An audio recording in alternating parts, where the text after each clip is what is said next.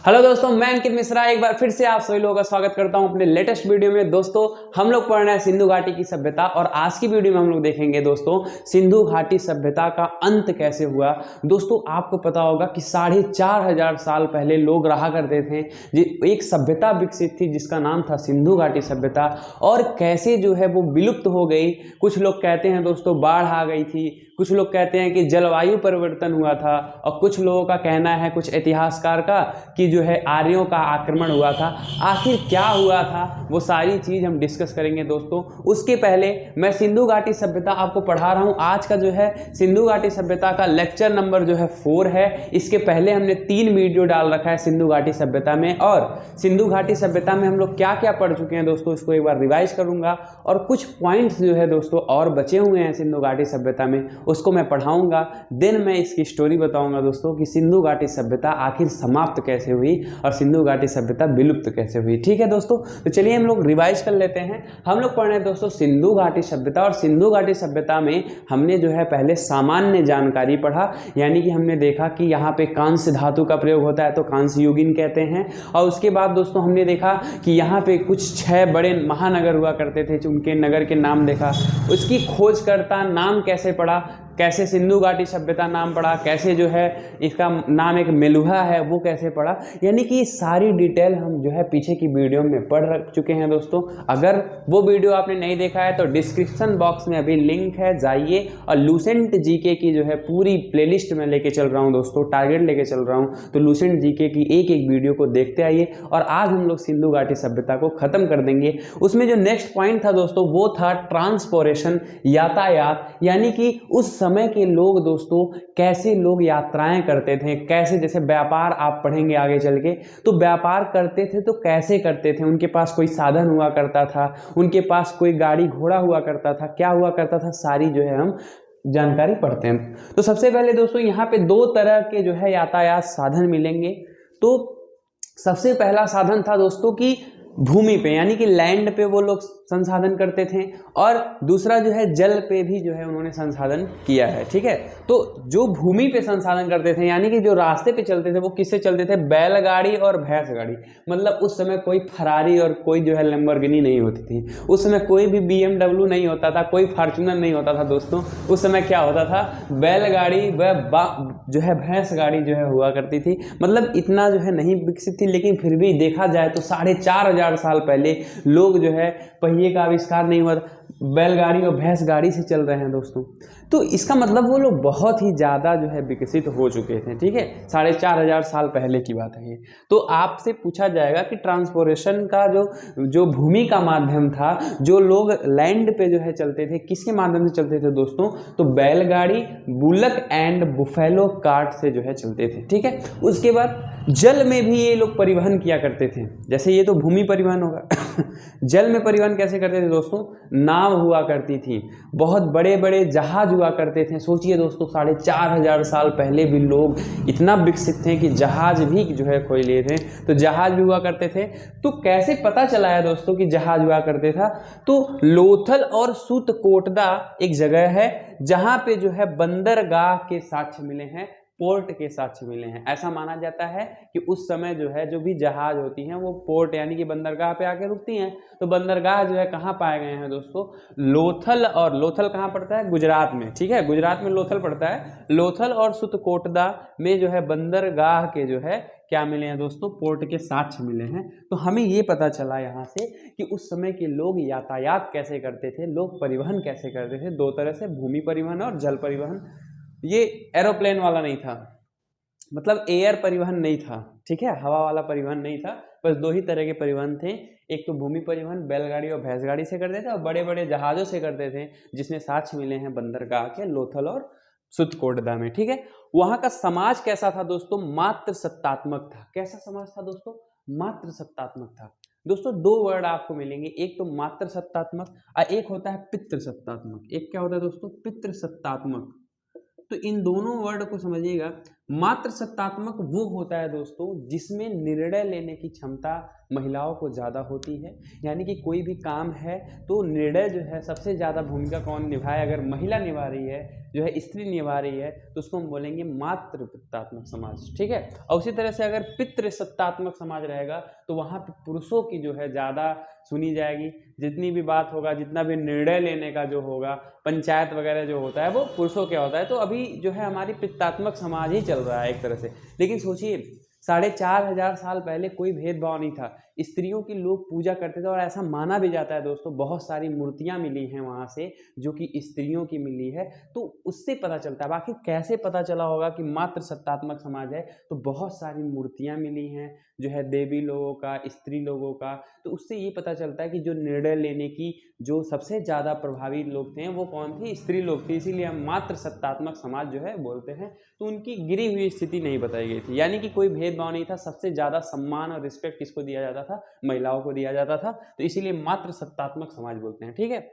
उसके बाद दोस्तों इसमें समाज में क्या था, पर्दा प्रथा एवं वैश्यवृत्ति भी जो है बहुत प्रचलित थी। तो आपसे क्वेश्चन पूछेगा दोस्तों कि वैश्यवृत्ति और पर्दा प्रथा किस सभ्यता में प्रचलित थी, तो ये आप लिखेंगे सैंधव सभ्यता में, इंडस वैली सिविलाइजेशन में। ठीक है दोस्तों। कर्शन एंड प्रोस्टिट्यूशन, ठीक है, याद रखेंगे इंग्लिश में। मोहनजोदड़ो से नर्तकी की कांस्य मूर्ति मिली है। अब दोस्तों एक स्त्री जो है नाचते हुए उसकी मूर्ति जो है बनाई गई है, यानी कि वो नृत्य कर रही है और उस तरह से उसकी मूर्ति बनी हुई है, इसको हिंदी में नर्तकी बोला जाता है। तो नर्तकी की मूर्ति जो है मोहनजोदड़ो में मिली है। बहुत ही इंपॉर्टेंट है दोस्तों, ये साक्ष्य में जरूर पूछा जाता है कि किस जगह जो है नर्तकी की मूर्ति मिली है सिंधु घाटी सभ्यता में, तो मोहनजोदड़ो में। आप वो भी कैसी मूर्ति थी, कांसे की, कैसी थी दोस्तों, ब्रॉन्ज की थी। मोहनजोदड़ो से नर्तकी की कांस्य मूर्ति मिली है। इसका मतलब ये पता चलता है कि उस समय के लोग कांस्य का जो है यूज ज़्यादा करते थे। सोचिए उस समय 4500 साल पहले भी कांस्य की मूर्ति मिली है, वो भी किसकी, डांसर की मिली है एक। ठीक है। तो मोहनजोदड़ो में मिली हुई है। तो आई होप दोस्तों ये जो यातायात था कि लोग कैसे परिवहन कर रहे हैं, कैसा वहाँ का समाज है, ये जो है चीज़ आपको समझ में आया है। और भी कुछ पॉइंट है दोस्तों सिंधु घाटी सभ्यता को, उसको देख लेते हैं, फिर हम लोग पढ़ेंगे कि सिंधु घाटी सभ्यता का अंत कैसे हुआ था। तो चलिए नेक्स्ट पॉइंट जो है नोट करिए, इसका स्क्रीनशॉट ले लीजिए। हाँ तो दोस्तों अब हम लोग बात कर लेते हैं कि सिंधु घाटी सभ्यता में लोग कैसे रहते थे, उनकी जीवन शैली क्या थी। यानी कि लोग शांतिपूर्ण जो है रूप से रहते थे कि मारपीट करते थे, क्या केस वगैरह भी चलता था क्या, मतलब जो वहाँ का समाज था, जो कि रहने की जो शैली थी वो कैसी रहती थी। मतलब आप देखेंगे सिंधु घाटी सभ्यता में बहुत ही शांतिपूर्वक लोग मिलेंगे आपको। ठीक है। तो चलिए पढ़ते हैं, आपको सारी जानकारी मिलेगी। देन जो है जितने पॉइंट है खत्म कर लेते हैं, फिर हम बात करेंगे। ठीक है दोस्तों।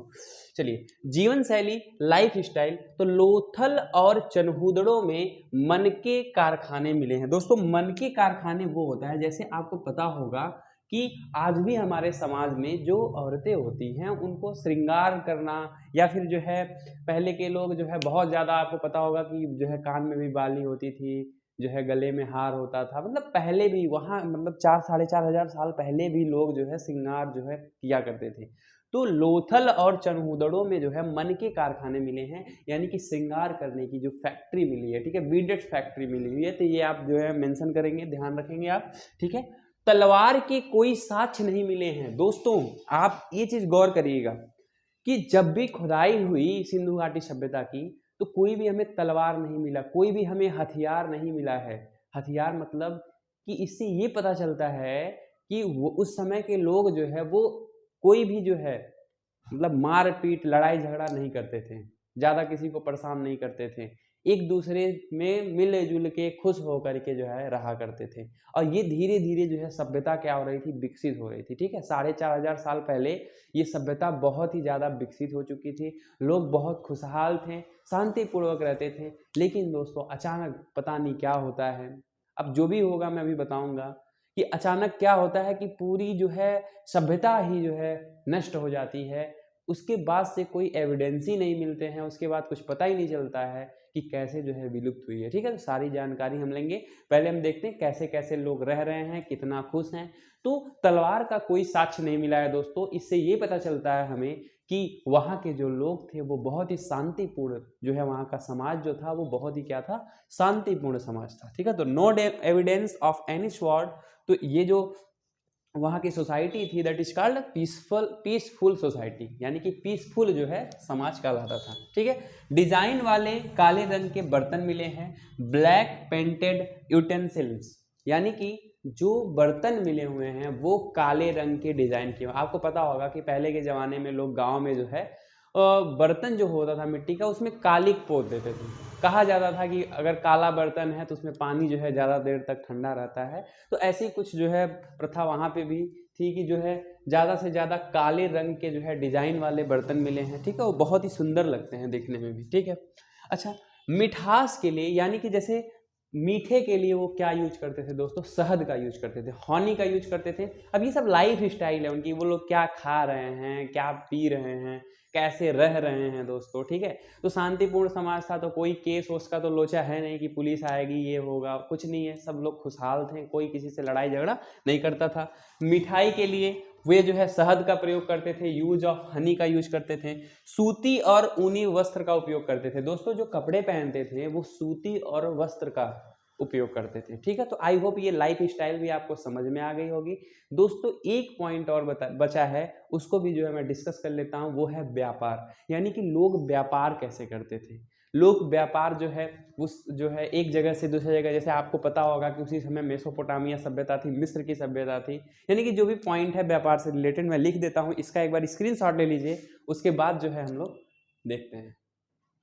हाँ तो दोस्तों, जो हमारा लास्ट टॉपिक बचा है सिंधु घाटी सभ्यता के पॉइंट्स का, वो है व्यापार, कि लोग उस समय व्यापार कैसे करते थे, एक जगह से दूसरे जगह पे सामान को जो है किस माध्यम से जो है सेल करते थे या फिर जो है ले जाते थे या ले आते थे। तो कैसे, देखिएगा क्वेश्चन, पढ़िएगा दोस्तों, कि व्यापार, मोहर का प्रयोग किया गया है, यूज ऑफ सील का प्रयोग किया गया है, यानी कि सील हुआ करती थी, जैसे अभी सिक्के होते हैं वैसे उस समय क्या होती थी, सील होती थी, जिसपे जो है मोहर्स बने होते थे। तो हड़प्पा में भी एक सील पाई गई है जिसपे जो है श्रृंगी पशु का जो है क्या है, मोहर मिला हुआ है। तो लिखेंगे दोस्तों कि हड़प्पा जो है, हड़प्पा में एक सील पाई गई है जिसमें किसका मिलता है चित्र, श्रृंगी पशु, श्रृंगी पशु का चित्र मिलता है। तो सील हुआ करती थी, उस पर एक विशेष प्रकार का चित्र बना हुआ करता था, जिससे जो है व्यापार करने में बहुत ज़्यादा क्या होती थी, आसानी होती थी। और आपको पता भी है दोस्तों कि मेसोपोटामिया सभ्यता के एक अभिलेख में जो है सिंधु घाटी सभ्यता में मेलुहा शब्द का प्रयोग हुआ है, जिससे ये भी पता चलता है कि सिंधु घाटी सभ्यता का नाम जो है वो मेलुहा भी हुआ करता था। ठीक है, दूसरी चीज़ है दोस्तों कि मापन की जो इकाई होती थी वो 16 के अनुपात में होती थी। तो लूसेंट में साफ साफ लिखा हुआ है दोस्तों, जैसे हम लोग का अनुपात होता है वो बेस 10 होता है, यानी कि डेसिमल बेस पे हम लोग करते हैं। और उस समय वो किस तरह से करते थे दोस्तों, 16 के अनुपात में करते थे, यानी उनका बेस जो था वो हेक्सानल था, यानी कि 16 के रेशियो में करते थे। ठीक है, तो आई होप ये क्लियर हो गया होगा और आप इसको दिमाग में रखिएगा। विदेशी व्यापार हुआ करते थे दोस्तों, आपको मैंने बताया था कि सिंधु घाटी सभ्यता जब विकसित हुई थी तो ईरान और इराक वाले इलाके में, ईरान और इराक वाले इलाके में दोस्तों एक सभ्यता होती थी जिसका नाम क्या था, मेसोपोटामिया सभ्यता, मेसोपोटामिया। और दोस्तों एक जो है मिस्र भी हुआ करता था देश, अभी भी है मिस्र। तो वहाँ पे दोस्तों कौन सी सभ्यता थी, मिस्र, यानी कि इजिप्शियन जो है सभ्यता थी, सिविलाइजेशन था। तो हुआ क्या दोस्तों कि जो सिंधु घाटी सभ्यता थी वो जो है इंडस वैली सिविलाइजेशन जो था, इनमें क्या होता था, व्यापार हुआ करता था, किसके हेल्प से, सील के हेल्प से। और क्या अनुपात होता था दोस्तों, 16 का अनुपात होता था। तो इसीलिए हम बोलते हैं दोस्तों कि जो है विदेशी व्यापार भी हुआ करते थे, यानी कि हमारे भारत देश से जो अलग सभ्यताएं थी वहां से भी क्या होते थे, व्यापार होते थे। तो ये हमारा जो है ट्रेड का था। और दोस्तों लूसेंट में एक और जो है टेबल बनाया गया है, जो कि मैंने इस पर नहीं बनाया है, उसको आप एक बार जाके पढ़ लीजिएगा। वो मैं टेबल आपको दिखा देता हूँ दोस्तों। ये जो है टेबल ध्यान से देखिए, यहाँ पे जो है ये टेबल लिखा हुआ है कि सिंधु काल में विदेशी व्यापार। ठीक है, एक तरफ लिखा हुआ है दोस्तों कि अत्यधिक वस्तुएं जो है कहाँ से पाई गई हैं और प्रदेश जो है कहाँ कहाँ से है। ठीक है, तो आप जो है ध्यान से इसको देख लीजिए और इसको जो है नोट में भी क्या कर लीजिएगा, डाउन कर लीजिएगा। ठीक है दोस्तों, तो ये रहा आपका जो है ट्रेड और किस तरह से जो है क्या क्या पॉइंट्स से सारे हमने डिस्कस किए। इसके पहले वाले भी वीडियो को आप देखिए। अब बात करते हैं दोस्तों कि सिंधु घाटी सभ्यता का विनाश कैसे हुआ। ठीक है, तो आप इसका एक बार स्क्रीनशॉट ले लीजिए, देन मैं आपको बताता हूँ कैसे जो है वो सभ्यता जो है खत्म हुई। हाँ तो दोस्तों अब हम लोग बात करते हैं कि आखिर जो है सिंधु घाटी सभ्यता का जो है पतन कैसे हुआ, कैसे डिक्लाइन हुआ जो है हमारे इंडस वैली सिविलाइजेशन का। दोस्तों इसके पीछे जो है इतिहासकारों का बहुत बड़ा जो है अभी कोई जो है सत्य की खोज नहीं कर पाया, ठीक है। लेकिन रिसेंटली में दोस्तों एक बात बताई गई है जो कि जहां तक जो है पूरा 100% वो सही लगता है, ठीक है। लोग कहते हैं, अब देखिए लोग क्या क्या कहते हैं, लोग कहते हैं कि सिंधु घाटी जो सभ्यताएं थी, जितने भी शहर थे, वो सिंधु नदी के किनारे हुआ करते थे। यानी कि सिंधु नदी जो है, जैसे मान लीजिए ये सिंधु नदी है और सिंधु नदी के ही किनारे सारी सभ्यताएं क्या थी, विकसित थी। तो सिंधु जो नदी है दोस्तों, वो सिंधु नदी वो बाढ़ का एक बहुत बड़ा केंद्र माना जाता है। यानी कि सिंधु नदी में हमेशा बाढ़ आती रहती है। तो ऐसा माना जाता है दोस्तों, लूसेंट में जो मेंशन है उसको मैं बता रहा हूँ। लूसेंट में क्या लिखा गया है कि सैंधव सभ्यता का विकास का संभवतः विकास लिखे हैं दोस्तों, विनाश क्या होगा दोस्तों यहाँ, विनाश का संभवतः मुख्य कारण क्या था, बाढ़ था। तो ऐसा लूसेंट में मेंशन किया गया है। लेकिन दोस्तों अभी रिसेंटली में जो है डिस्कवर जो हुआ है उसमें बताया गया है जलवायु परिवर्तन। होता क्या है दोस्तों कि उस समय कृषि जो है बहुत ज़्यादा विकसित हो गई थी, आज के 4500 साल पहले। और लोगों ने क्या किया, जो है पेड़ को काटना स्टार्ट कर दिया, जंगल को काटना स्टार्ट कर दिया। संभवतः ऐसा हुआ होगा कि जंगल को लोग काट दिए होंगे और फिर मिट्टी का क्या हुआ होगा, अपरदन हुआ होगा, बारिश जो है कम होने लगी होगी और बहुत ज़्यादा जो है अकाल पड़ गया होगा, सूखा पड़ गया होगा। और इस तरह से धीरे धीरे लोग खाने के लिए जो है मरे होंगे। या फिर ऐसा हो सकता है, अभी देखिए किसी ने उसको देखा नहीं है, ऐसा भी माना जाता है कि बाढ़ आई तो कुछ लोग जो है मर गए, जैसे लाख जो है, ऐसा माना जाता है उस समय लोग 5 मिलियन लोग रहा करते थे, ठीक है। तो बाढ़ आई होगी, मान लीजिए 1 मिलियन लोग मर गए, सड़ गए होंगे, तो एक प्रकार की अलग ही बीमारी फैली होगी। अब बीमारी जब फैली होगी तो जो लोग जो है बचे होंगे वो बीमारी से ग्रसित होकर के मर गए होंगे। या फिर ऐसा माना जाता है, मान लीजिए जो कुछ और लोग बचे हैं वो किसी दूसरे देश में चले गए हैं। तो इसके पीछे बहुत सारे मत हैं। आपको क्या लगता है, आप जो है क्या समझते हैं कि किस तरह से सिंधु घाटी सभ्यता में लोग मारे गए हैं? आप जो है अपना जो भी जानते हैं, आपको जो लगता हो, जो आप इमेजिन करते हैं, कमेंट बॉक्स में मेंशन जरूर करिए, ठीक है। कुछ जो है इतिहासकार कहते हैं कि आर्य लोग आए थे यहाँ पे और आक्रमण कर दिए थे, विदेशी आक्रमण किए और हमारे भारत की जो सभ्यता थी सिंधु घाटी सभ्यता वो क्या हो गई, समाप्त हो गई। लेकिन दोस्तों ये जो है जहाँ तक है कि ये सही नहीं मिलता है, इसलिए क्योंकि तलवार के कोई साक्ष्य नहीं मिले हैं, कोई भी हथियार नहीं पाया गया है ज़्यादातर। तो इससे ये पता चलता है कि लोग खुशहाल थे और कोई आक्रमण या क्रोश जो है नहीं था, ठीक है। तो ये लोग खुशहाल ही थे और अचानक कोई आपदा आई होगी, इसी वजह से जो है सिंधु घाटी सभ्यता क्या होगी, बर्बाद हो गई होगी। तो पॉइंट जो है लूसेंट में यही लिखा हुआ है कि सिंधु सभ्यता जो है विनाश का संभवतः मुख्य कारण बाढ़ था, ठीक है।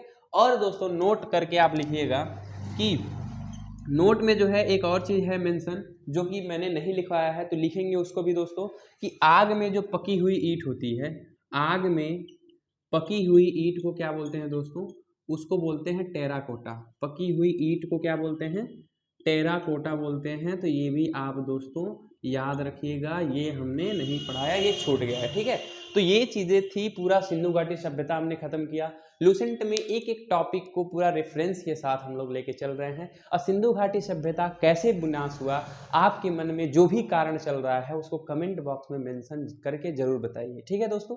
मिलते हैं अगली वीडियो में, वैदिक सभ्यता की बात करेंगे। वैदिक सभ्यता के बाद जो है उत्तर वैदिक सभ्यता क्या थी, यानी कि जो भी लूसेंट, आपको पता है दोस्तों कि लूसेंट की एक एक जो है एक एक फैक्ट को, जो हमारी ये लूसेंट बुक है इसके एक एक फैक्ट को जो है हम लोग पढ़ रहे हैं। और हम ये नहीं कहेंगे कि आप सिर्फ लेक्चर से पढ़िए, हम ये कहेंगे दोस्तों कि यहाँ भी पढ़िए। और लूसेंट किताब अगर आप नहीं पढ़ रहे हैं तो समझ लीजिए ये लेक्चर देखना आपके लिए बेकार है। लूसेंट की बुक जरूर आपको पढ़ना है, तभी जो है सारे लेक्चर समझ में आएंगे। हो सकता है लूसेंट जब आप पढ़ें तो इधर उधर जो है सारे पॉइंट्स मिले, लेकिन दोस्तों एक भी पॉइंट लूसेंट का छूटेगा नहीं। मैं कोशिश कर रहा हूँ कि सिस्टमैटिक तरीके से एक फ्लो चार्ट, एक टॉपिक, जैसे मान लीजिए आप मेंस में आंसर कर रहे हैं तो मेंस में भी आप आंसर कर सकें, प्री के लिए ही सिर्फ ना पढ़ें, ठीक है दोस्तों। तो आई होप दोस्तों आज की वीडियो हेल्पफुल लगी होगी। अगर वीडियो अच्छी लगी हो तो लाइक करिए, शेयर करिए अपने दोस्तों के साथ, क्योंकि जो हमारे लूसेंट है वो की ऑफ सक्सेस है। मिलते हैं नेक्स्ट वीडियो में। जय हिंद, जय भारत, हंसते रहिए, मुस्कुराते रहिए।